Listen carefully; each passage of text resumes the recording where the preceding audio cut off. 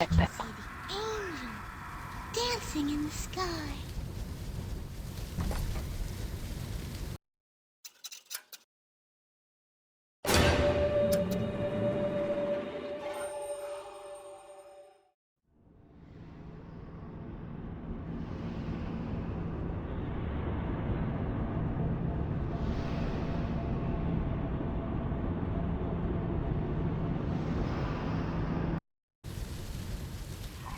The little ones will lead you to Fontaine. Hurry, Mr. B. But you must I protect can them. see the angel dancing in the sky.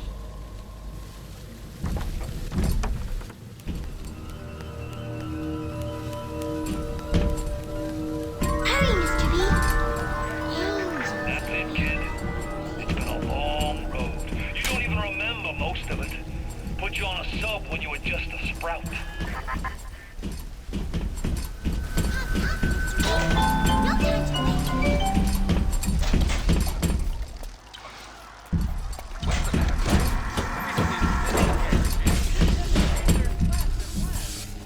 Hurry! Hurry, Mr. Bubbles!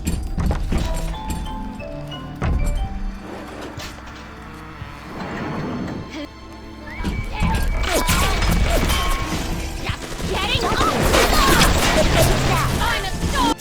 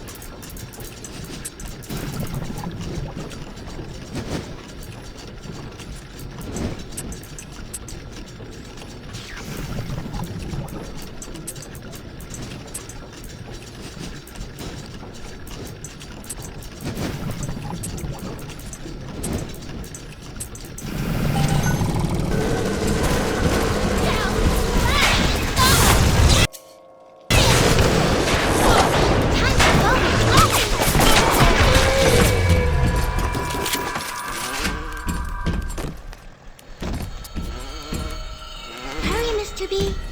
I can see the angel dancing in the sky.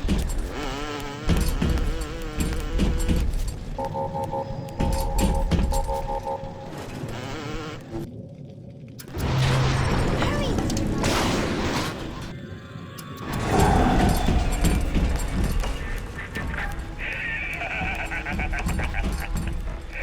I really wound you up with that wife and child bit.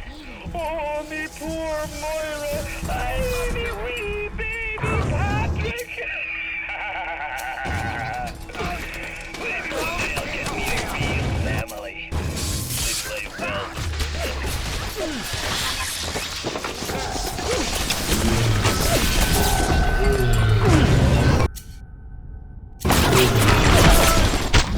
Don't be afraid,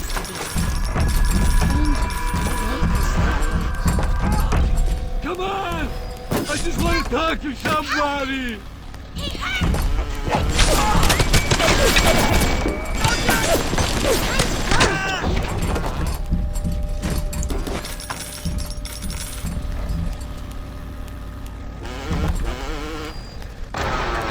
Hurry, Mr. B. Angels wait.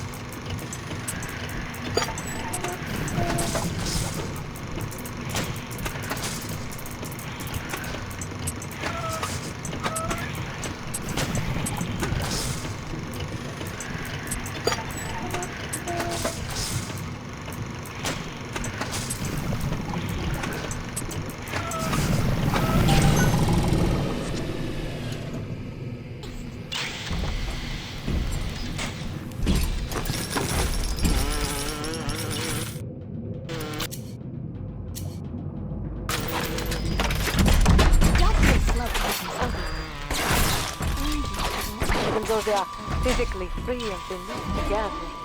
Creature's mental conditioning still holds them to their terrible past.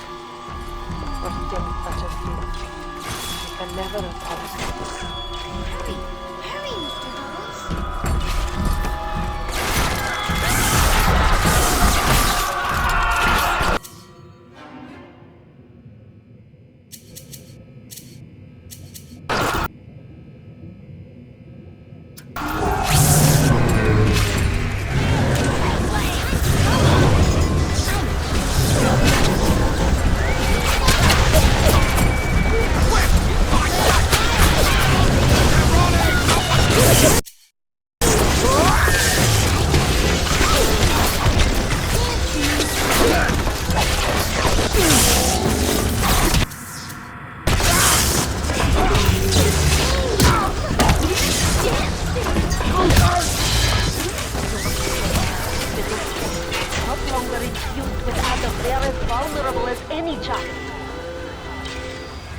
If a little one falls, you can call for another at the vent. But to lose even one is a sin.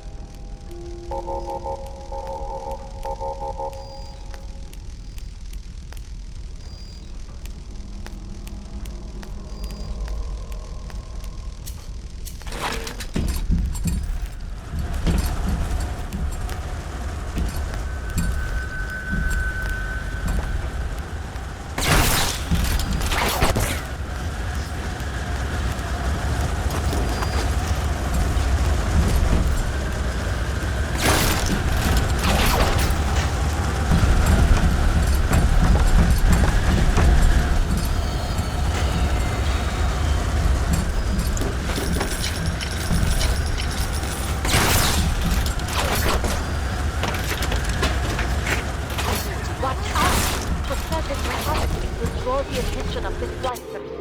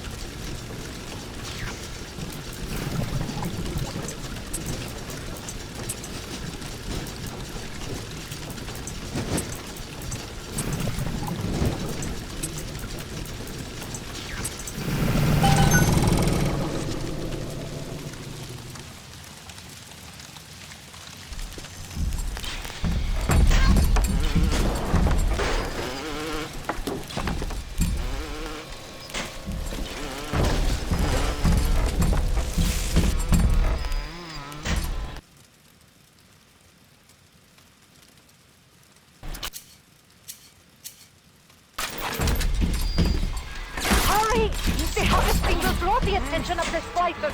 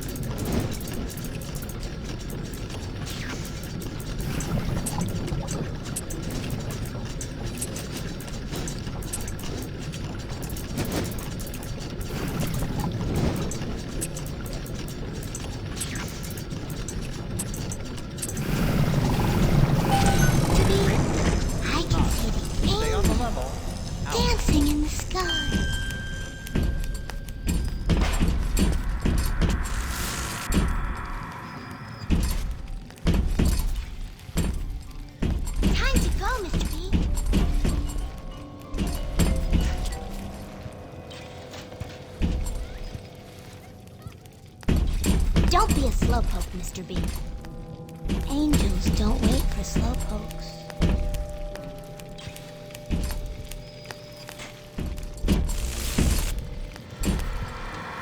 Hurry! Hurry, Mr. Bubbles!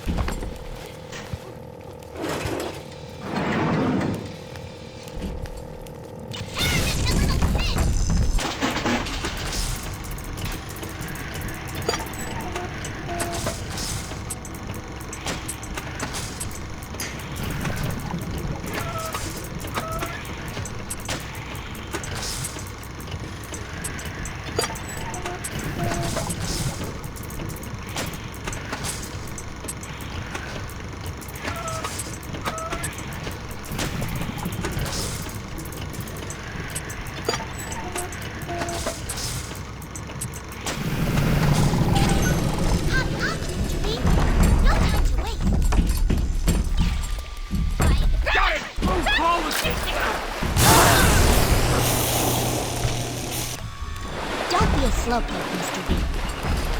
Angels don't wait for Slowpoke.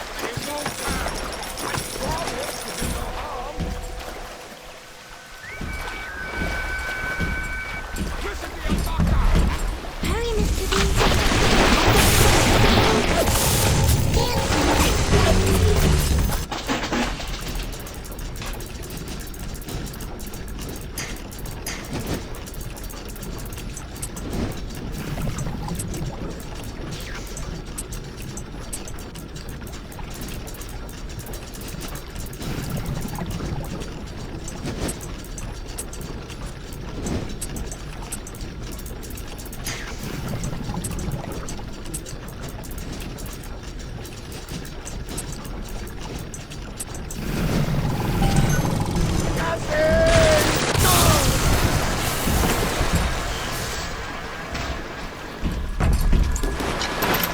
Hurry, Mr. B. Angels are waiting.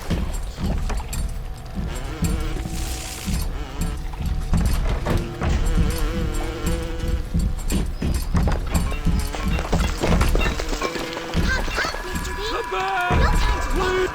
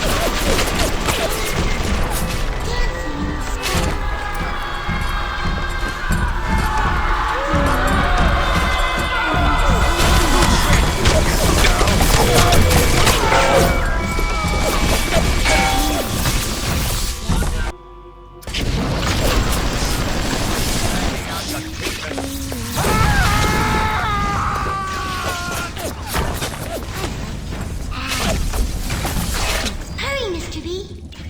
Angels are waiting.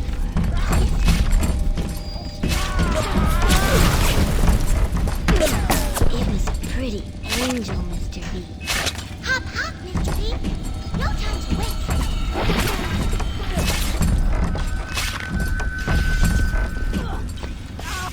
I'm a good girl, Mr. B. Time to go, Mr. B. Angel looks like it's dancing. I like Adam. Special. Hurry, hurry, Mr. Bubbles.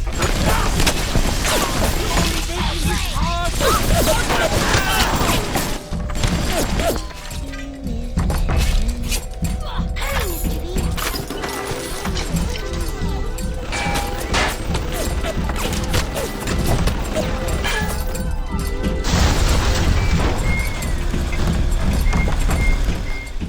Hurry, Mr. B. I can see the angel dancing in the sky.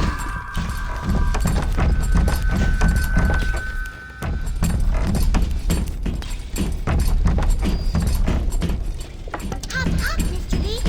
No time to waste.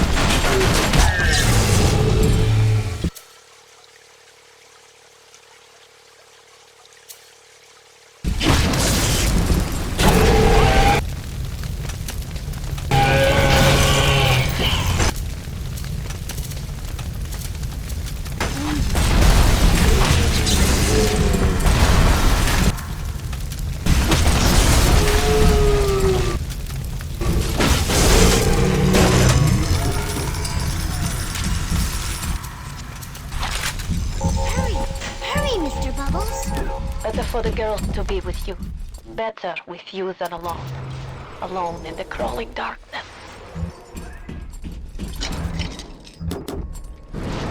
Hop, hop, Mr. B. No time to waste.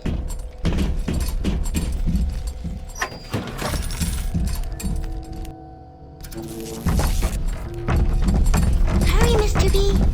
I can see the angels dancing in the sky.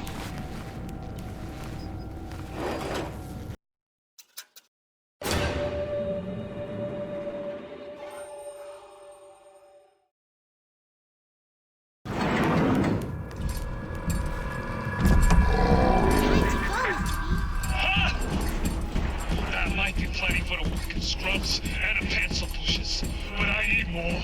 More! I want a slice till there ain't nothing left to slice with!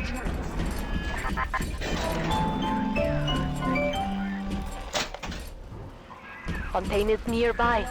You are reaching close now. Hurry, Mr. B. Angels.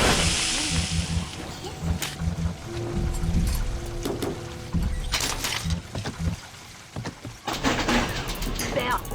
You must use the needle of the little sister to drain Fontaine of his atoms. It is the only way to defeat him.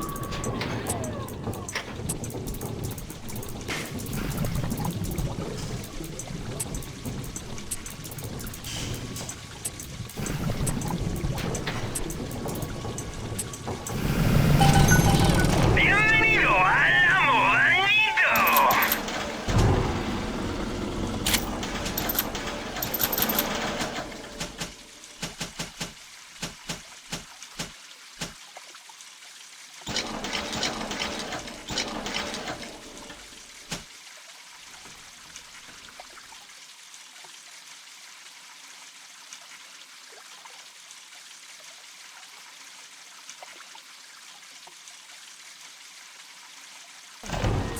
Muchas gracias.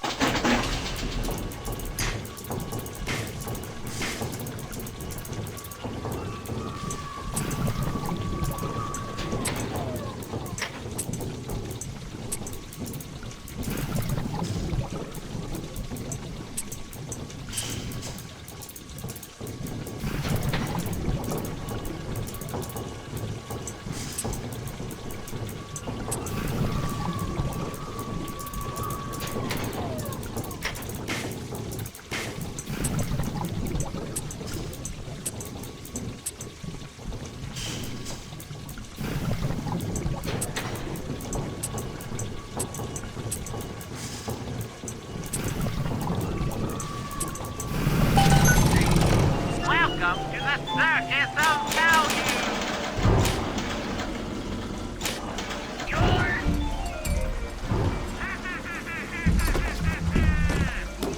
Kill your cravings at the Circus of Value. What are you waiting for? Pick up the needle. Here, take this. Stick it in the...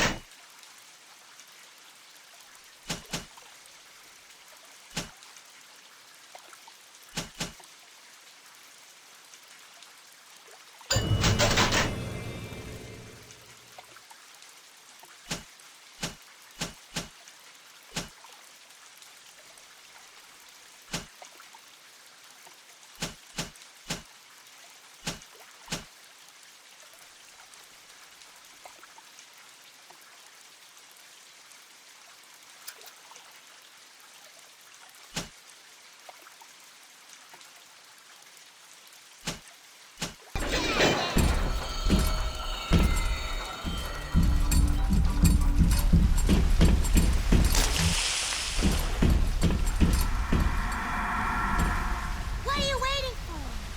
Pick up the needle. Fontaine waits above. There will be no going back from here. Make sure you are ready to face him before moving on.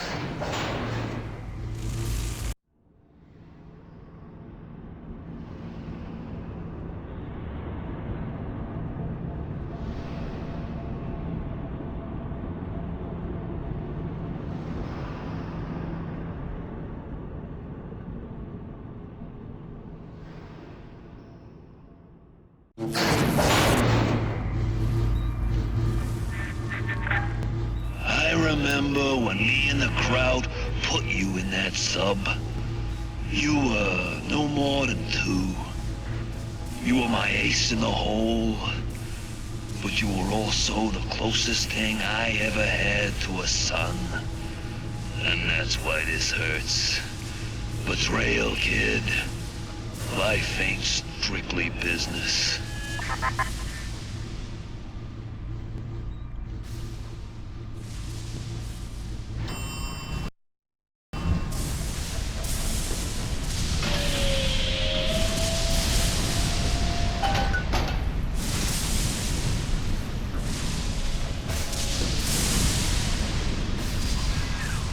Go! Go now! Hit him with the needle!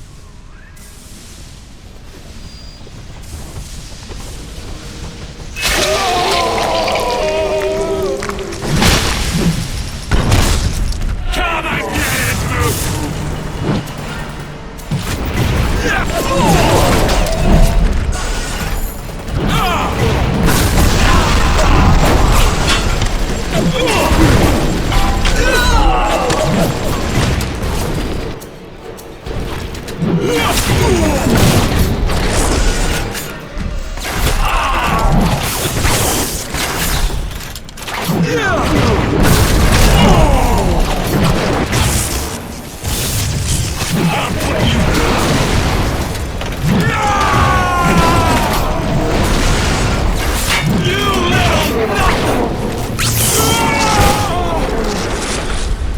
Catch my breath. And I'm gonna bury you now, dead little eggs. Come again! You think I'm alone in this world? I got more than enough mugs to watch my back.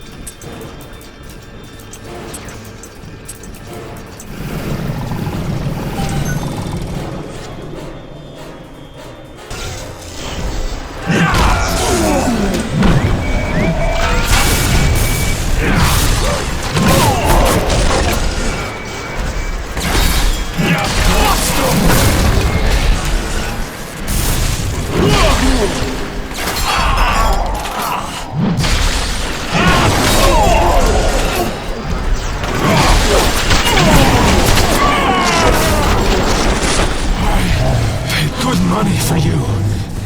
This is what I get. You think I'm alone in this world? I got more than enough mugs to watch my back while I recharge.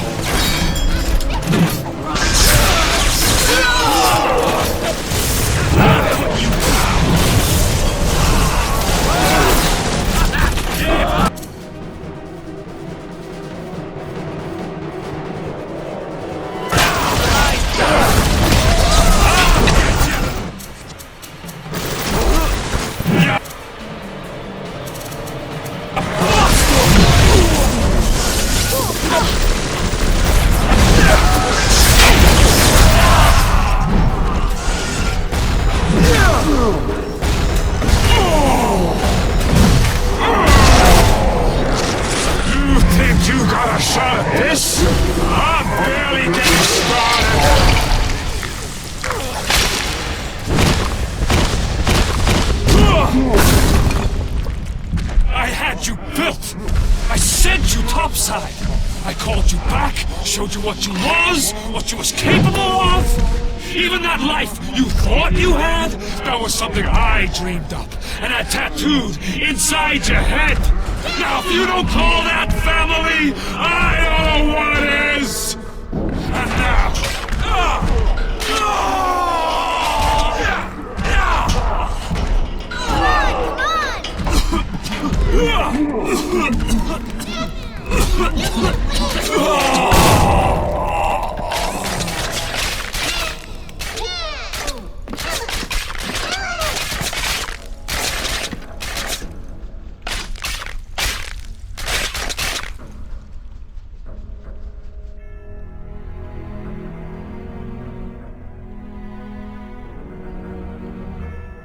They offered you this city.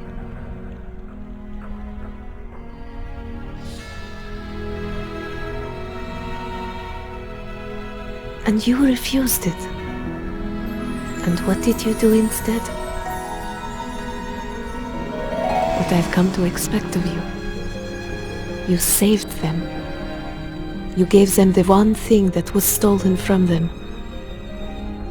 A chance. A chance to learn. To find love. To live. And in the end, what was your reward? You never said. But I think I know. A family.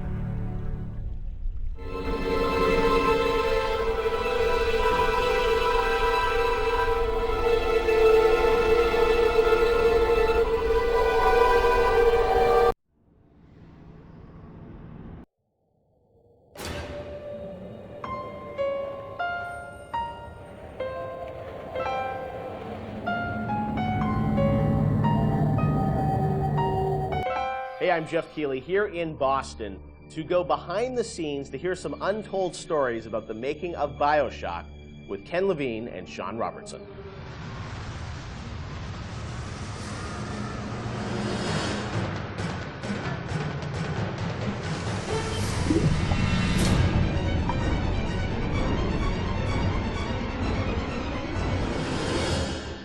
Let's talk a bit about the theme and setting of BioShock Rapture. I think a lot of people, when they played the game for the first time, Ken, they wondered, how did you even dream up this place? And I know you said publicly before that part of the reason you what led you to Rapture was this idea of fully simulating a place. Tell us about that sort of idea and the frustrations you had with other games where you sort of hit a bound.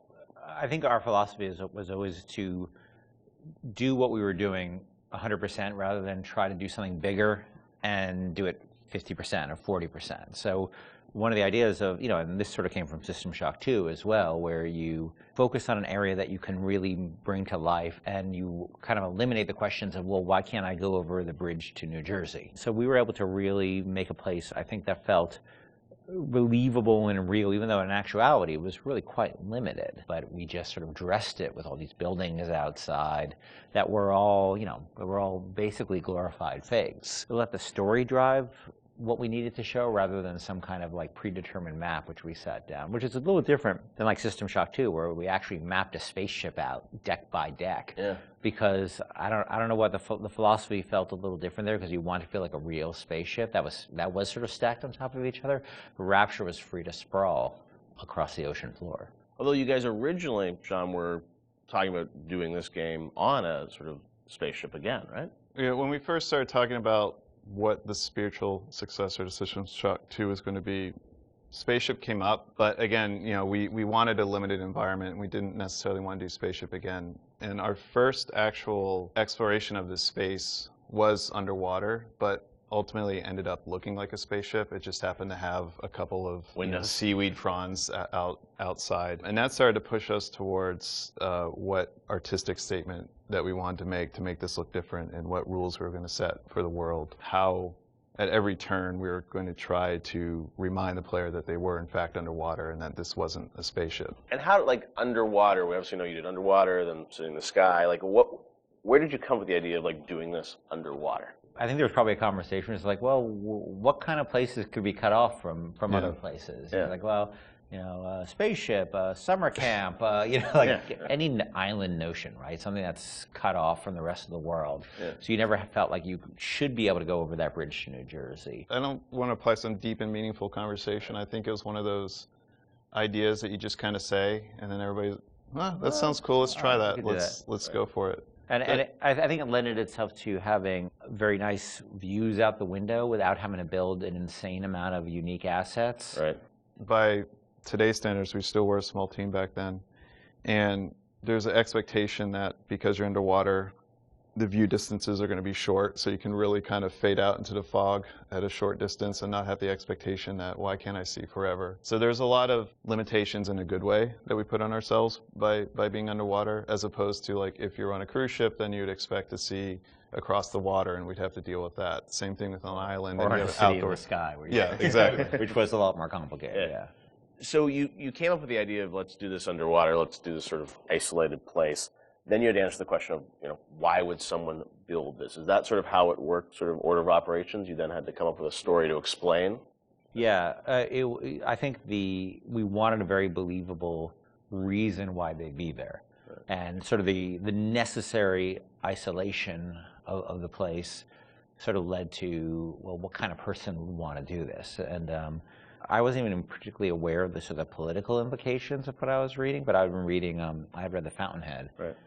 By Ayn Rand, and I mostly thought it was an interesting story. Like I didn't realize that people were sort of basing their sort of political lives around it, because I wasn't that tuned in to that stuff at that point. And so, but I love the dialogue and the kind of speechifying in it, because you can see a video game character speaking with that kind of certainty and that kind of confident philosophy. It just seemed like a natural kind of thing to apply to this place, and so it just sort of all came together as a sort of who is the guy who would do this? Well, you know, that character.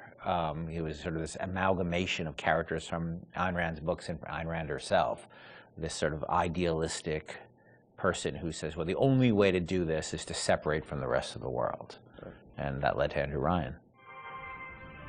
I am Andrew Ryan, and I'm here to ask you a question. Is a man not entitled to the sweat of his brow? No, says the man in Washington, it belongs to the poor. No, says the man in the Vatican, it belongs to God. No, says the man in Moscow, it belongs to everyone. We knew from a technical standpoint that we wanted isolation. We also knew to sell it, we needed a compelling storyline, a backstory that why would this place exist? Otherwise, how are we going to make Rapture feel like it's lived in if we don't have the reason for it to be there? So once we decided on the underwater location and then the closed off spaces, that objectivist story kind of came in and made the art stronger and made the level design stronger, because we could feed back into that loop. And I think that's why we had to have sort of Andrew Ryan's pitch right at the beginning of the game. We wanted people to understand why somebody would go there. And so he makes this very personal one-to-one pitch to the gamer, but also that was the pitch he'd make to people, which was, you know, there's a place that you can be free of all these things, where you can not be sort of put upon by the government and not be afraid of nuclear war and not be afraid of all these other things that will plague you on the surface.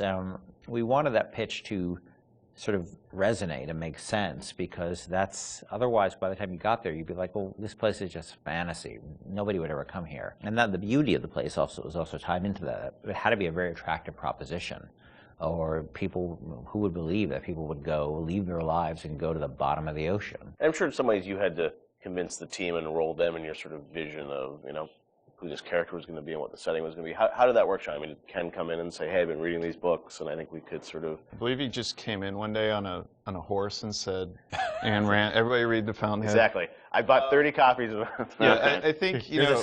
Here's a 2,000-page book or something. Yeah. Go read it. And it really is more organic. You know, like I said, we knew that we had this location, and you struggle to fill it with stories, and you struggle to find meaning of why does this place exist? You know, what's my motivation? And as Ken started to explore Ayn Rand a little more and started talking to us about it, and we were having that conversation, and it's like, oh, this could totally work. Like, this is exciting. Like, this is something that really hasn't been done in a video game before. And if we had flipped it and come up with the idea first before the location, I don't think we would have really been that excited about it. But we had a location, and now we're trying to fill it with that story. And because of the order of operation there, you start to get excited, like, oh, I could totally make this work. This is going to really make it feel like a lived-in space. You know, as you think of sort of the, you know, the setting, and you think of maybe a character or something, was there a moment that you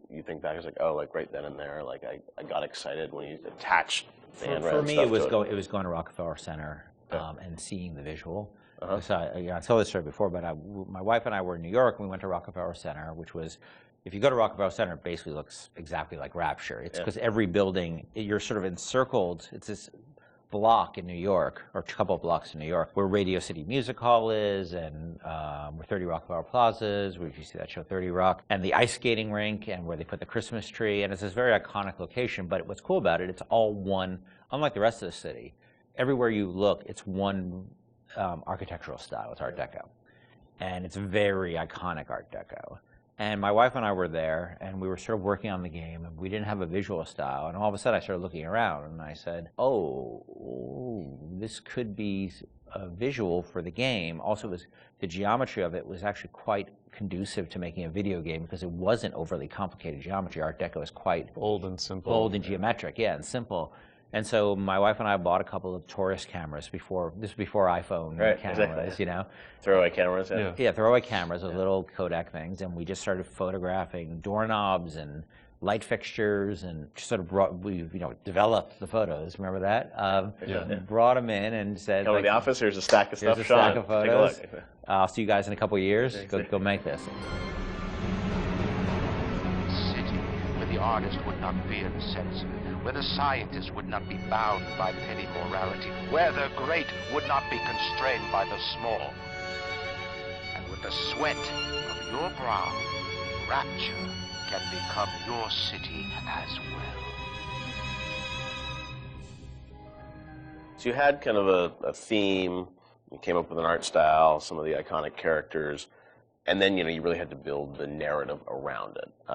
And you've talked about, you know, a lot of the themes in the game, and, you know, greed, jealousy, sex, violence, all the things that sort of, you know, drive us or what destroy us. And that was something I think that, you know, as you thought about the story of the game, you wanted to, I'm sure, reflect some of those, right? Because I think people love the characters, it's sort of flawed in a way, and this is a world which is its own little microcosm, but had a lot of tension inside of it. Yeah, I mean, the character of Ryan was sort of, he's basically invisible through most of the game, right? You know, except for a very small portion. But he's very present because he exists, the city is him, right? You know, it's such a representation of him. We never want to cut away to a cutscene where you saw Andrew Ryan, you know, planning and scheming. We wanted him to be very present without actually being present. But once you had Ryan, and once you had his desire to protect this vision of his, you just had to then come up with the characters who'd be arrayed in opposition to him. So we had this character, the Big Daddy, and then eventually the character of the Little Sister. And so characters like Tenenbaum came along, like, you know, here's a person who's in opposition to him for this reason. And then you have, you know, for more noble reasons. And then you have a character like Atlas, who's much more cynical opposition. Once we had all those characters arrayed, we're like, well, who are you? And, you know, you ended up being a sort of, you know, a pawn in the middle of all this opposition to Ryan. We just kept sort of homing in on that theme and making sure that you weren't, you know, eventually figuring out that you couldn't just be here by an accident, that you're an integral part of this story, even though you don't know you're an integral part of this story. You think you're just there by happenstance. Look, Mr. Bubbles, it's an angel. I can see light coming from his belly. Wait a minute, he's still breathing. It's all right. I know he'll be an angel soon.